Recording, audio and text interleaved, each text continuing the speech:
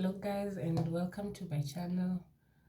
This is Donny Crochets. I deal with everything crocheted, and today I'm going to do a beginner friendly video. We're gonna learn how to make a chain, and the first thing you need is your tape measure, your scissors, your hook, and the yarn you're going to use. Sorry. Now the first thing you need to know about this yarn is when you are doing your projects, you need to keep this packaging, as it will help you when you need to go and buy perhaps another yarn when this is over, and you need to go and get the exact same yarn and the exact number that you are using. The number will be written somewhere here with the color and the lot number. So let us begin. I will show you two ways on how you can start your work. The next thing I like to do is find where the yarn begins. Then I like to take it and wrap it around. Then I secure it. I don't like using it from this side. I like using it from the inside so that the yarn won't keep moving around as I work. So to do that, you'll come in between the yarn and try and find where it starts. You'll feel some bulge, and you just hold on to it. After holding on to it, you'll pull like that. So you'll put the yarn aside, then you'll find where the other end of the yarn is, and this is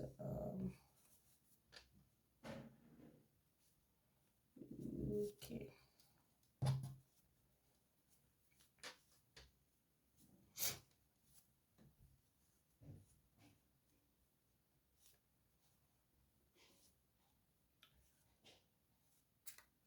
Okay, we found it. So to begin, I'm going to teach you how to make a slip knot. To make a slip knot, you take the end of the beginning of the yarn for you now, you put it under your pinky. I like doing this. I like putting it under my pinky, and then again it will come over your index finger. To go under, then it will come over your index finger. So after you do that, you'll take this side of the yarn and pull it over.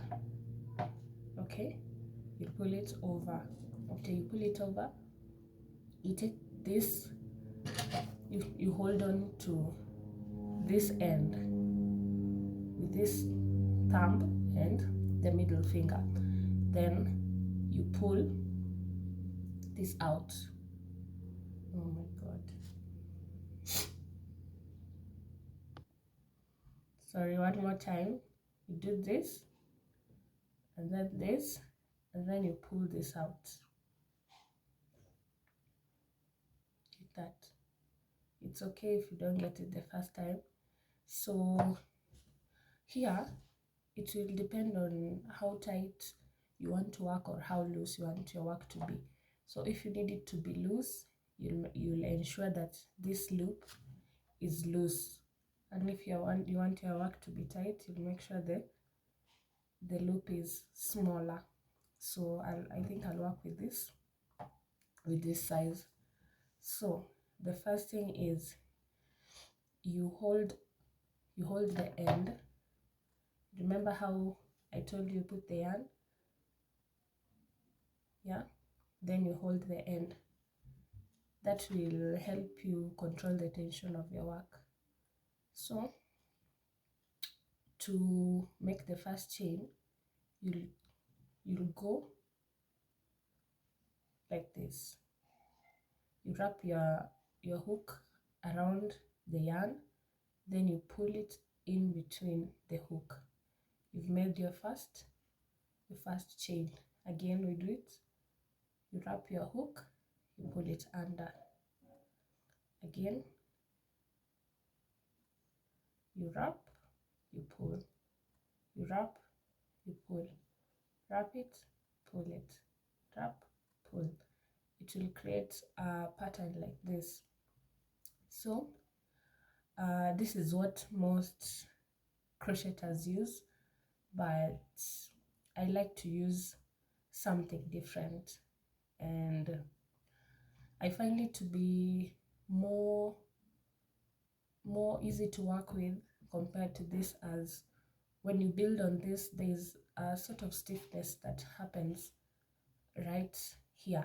It will become quite stiff compared to the other style that I want to show you today. So let me wrap it, let me continue a bit, then I set it aside. Okay, I'll leave it there so that I can show you the other way. So when you're finished making your desired number of chains, of course you're not going to cut the yarn, but you will stop there. But I'm cutting because I want to show you the other one. So for the other one, it starts similar to this. You wrap first the yarn, you make your first chain. Then after you make your first chain, you'll continue to wrap it, then do one, then do two. You have 2 chains, and now that you have 2 chains, you're going to work in the first chain here. There are 2, 1, 2. So make sure you work on the second one, or the first one, that is. From the hook, you go in here, then you wrap your hook, then you pull it under the first hook. Now you have 2 on the hook. Then now this is where you wrap it around, then you pull under 1. After pulling under 1, you do the same process, then you pull under the second one. You'll have something like this. Then you do the same process again, but now you'll be going in between. You see there's a V that has formed here. You'll go in between. So from this side, you take your hook and go in between here. So going in between, you wrap it, then pull under. Okay, I know it doesn't make sense right now, but it will. Then you go under 1, then under the next. Again, you put in between the V, you pull under 1, then under 2. I want to do it at a much faster rate so that you see the outcome. You can always pause, try again, and go back. So this is how I do my foundation chain, and it takes a bit longer than the usual chain, but it creates a very neat work surface. So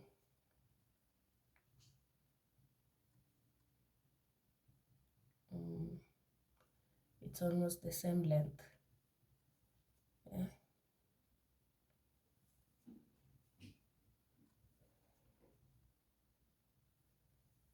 Okay. So there we have it. This is what I like to work with as my foundation chain, and this is what most of the crocheters like to work with. Let me show you. So from there, I think we'll go to now how to build up on this. Yeah, today I'll just show you how to do single crochets, along this, then I'll show you how to do single crochets along this, and I'll show you the difference on how it looks. We'll do a few rows. So from here, and when you choose to work with this foundation chain, what you need to know is you need to work from this right side. This is the right side where the pattern is more pronounced, and this is the wrong side. From the back it looks like this, and from the front it looks like this. So from this right side you'll reattach your hook, then you'll wrap it around, then you pull through once, so that will be your starting chain. Then you're going to start in between the V's. You're working in between these V's. See, it has created a nice pattern of V's, so you're going to work in between the V's.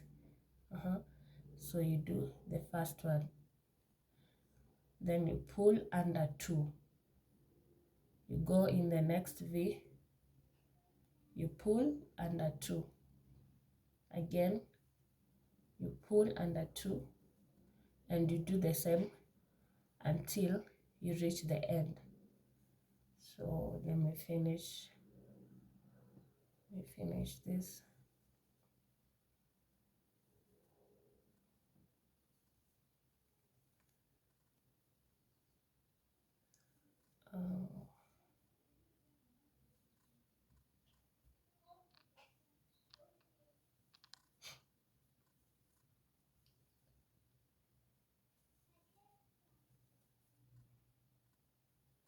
When I reach the end, I like to weave in my ends as I go. So this is my end. I put it inwardly so that when I wrap under, it will be in between the work I'm working on. So my first row looks like this. As you can see, it's quite neat. Then after you do that, I like to put the end again like this. Make sure it's in between my work every time I'm working. Then I chain 1, and then I turn my work. So as I turn my work, I return the chain one more time, the loose end one more time, and then I will go. Now I'm still working in between the V's, but now it will, from this side, it will look like holes in between these holes. So do it like this. I put the loose end in between, then I take my hook and I go in between the first, I pull, then I pull under 2, I wrap it, sorry, I go in between, I pull under 2, I go in between, I pull under 2, I go in between, I pull under 2. And perhaps if you will have such a long loose end, you can just always snip it, because we have already weaved it in enough. You go in with your scissors and gently snip it. Then we'll continue that row like that. Continue to the end.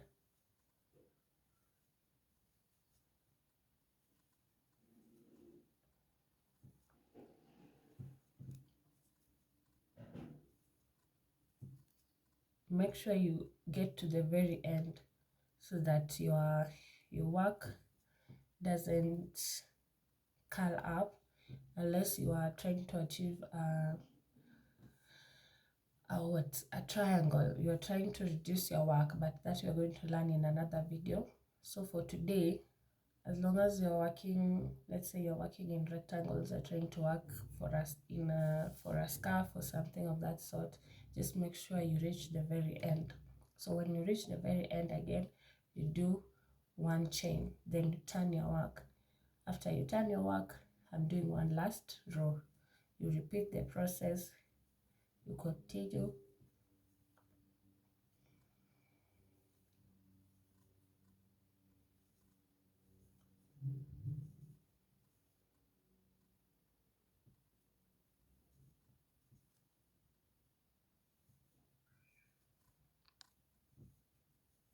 Also, the type of hook you use will always affect your work.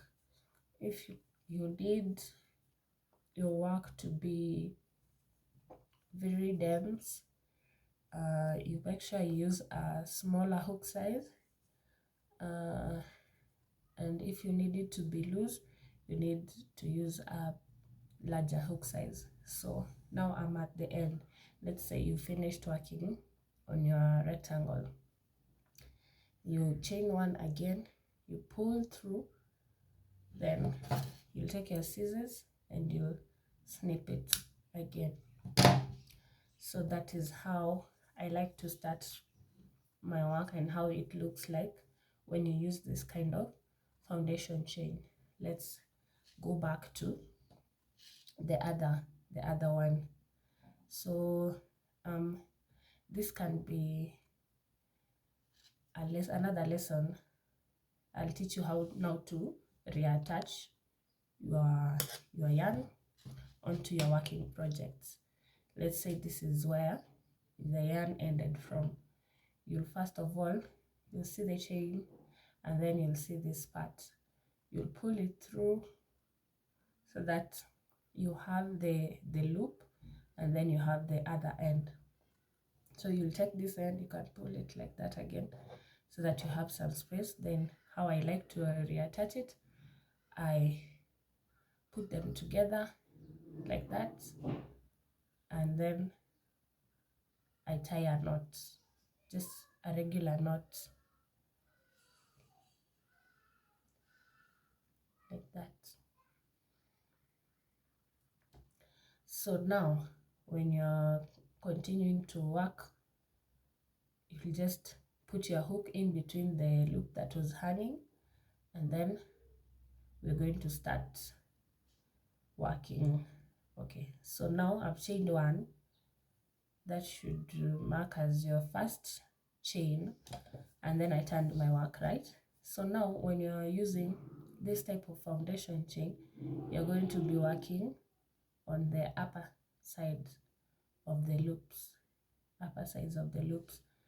and now you'll take your hook and then you go in between the first, then you come, and then you pull under two. And as I said, I like to weave in my ends as I work, so we'll do this. I always make sure this loose end is in between my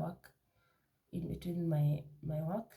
So I'll go in between here, pull, then push it back in between, then go again under two like that,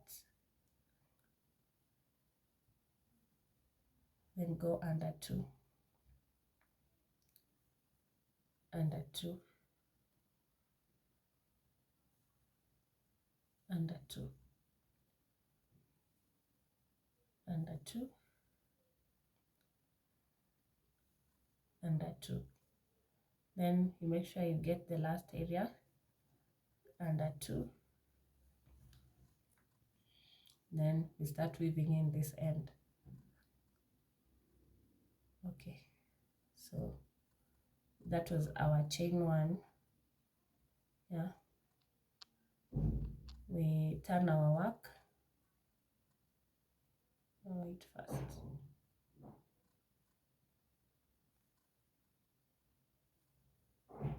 Let's go back. Okay.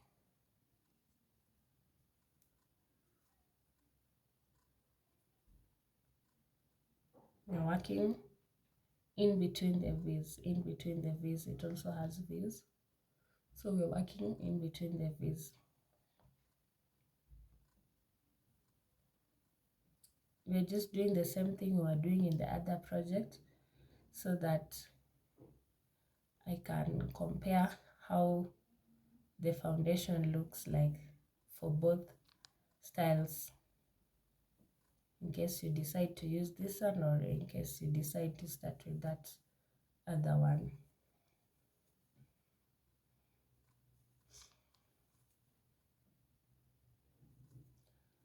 When you reach the end, you chain one, you turn your work. sorry, have a bad cough. So we'll continue on to the next row.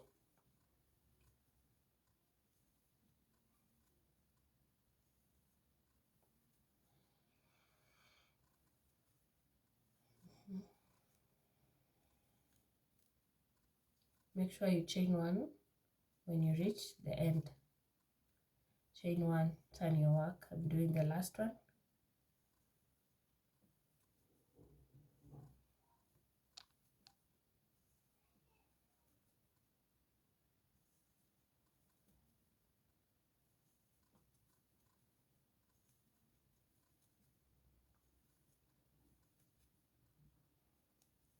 And when you finish, you cut it. Chain one, then you cut in between. Now, I didn't show you from the other project. When you finished working on your project, so you also need to weave in this end. You will take your hook and then you'll come in between the V's at the end. Then you hold on to the loose end and you pull it in between the V's so that you can weave it in.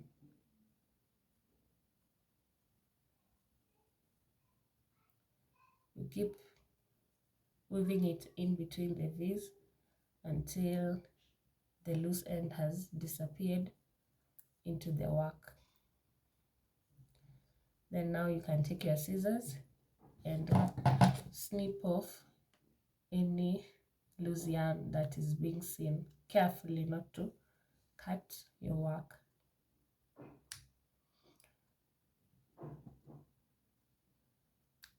Okay, so for the other project, I'll do the same.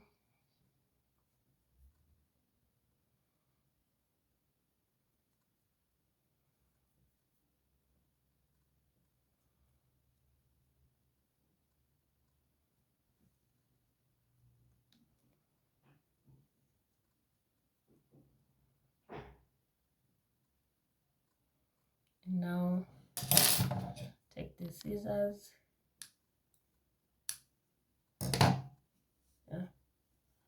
So the tape measure was actually supposed to be used to measure your foundation chain. You work as you measure to the number you want, to the measurement you want your work to be. So you make sure you keep checking with your tape measure. So I want to show you how the work looks hand in hand. This is the chain, the foundation chain I like to use, and this is what other crocheters use. You can see there's a difference, and this one looks much more neater and presentable compared to this one. I like this one, and in the next video I'll show you how to I'll be mostly showing you how to work out on your patterns and how to correct some of your mistakes, and perhaps we'll also do some little samples of clothes here there and have fun. Thank you for watching.